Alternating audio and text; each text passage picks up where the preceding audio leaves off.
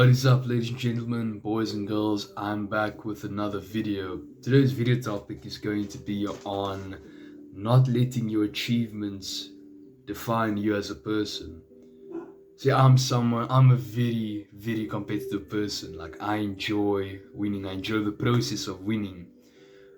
Here's the thing though, there are multiple other people that think exactly the way I do, that train harder than what I do. They take it more seriously than what I do.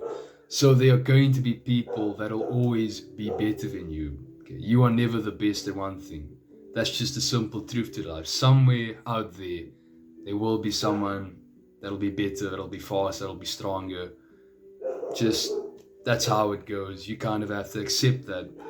And I kind of got into this rut of thinking where, I needed an 80% to feel enough.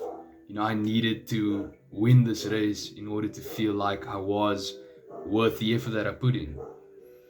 That's a very toxic way of thinking. I used to be like that all the time. I used to put so much pressure on myself to perform that when I didn't reach that level, I didn't get to my expectations, I kind of went through like a mini depression. I was really upset with myself.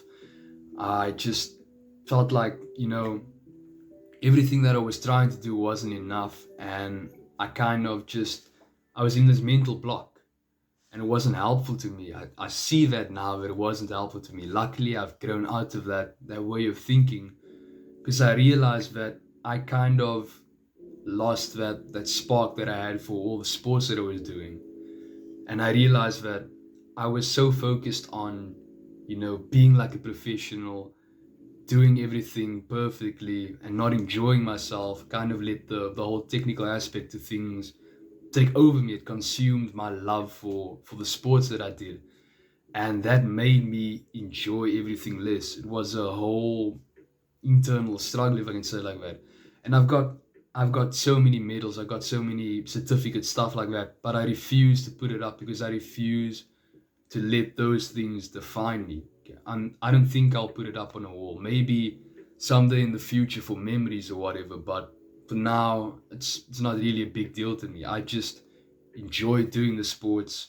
I enjoy putting in the extra work. I go for runs, all of those little things that add up. I just do that to help myself enjoy the sports more. It's not like I was taking it so serious, because I'm not a professional athlete. I don't think that I'm that gifted to get to that point, but we'll see what happens in the next couple of years. But until then, I'm going to be enjoying the now.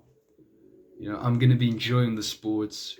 I'm going to be accepting the mistakes and learning from them, and just, implementing all of that into my whole way of life, I guess. But I just want to warn you about that. I got into this rut where I admired so many greats and I wanted to be like all of them, but I wasn't at that level. You kind of forget that those guys, those professionals, they've been playing for years. They are at that level because of the experience, the work they put in, and they are literally just ahead of you. Whether it's a natural, God-given talent or just hard work, they are ahead of you.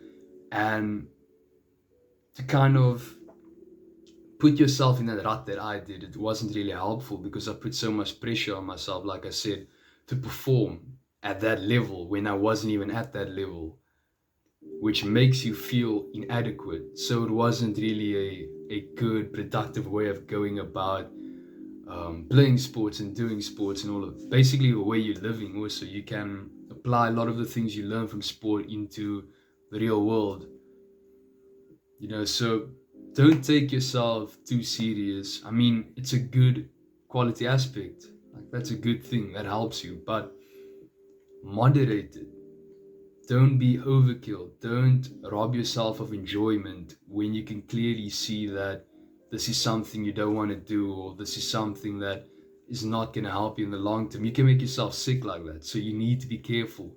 Listen to your body. That's another thing that I always never really got a grasp on. I always struggled with that. That was listening to my body. I've got so many injuries from just forcing myself to continue, just having that much pride in myself instead of just, listening for once, just standing still, realizing that, okay, if I continue playing, if I continue pushing myself, it's going to get worse. It's going to take even longer to heal and all of that.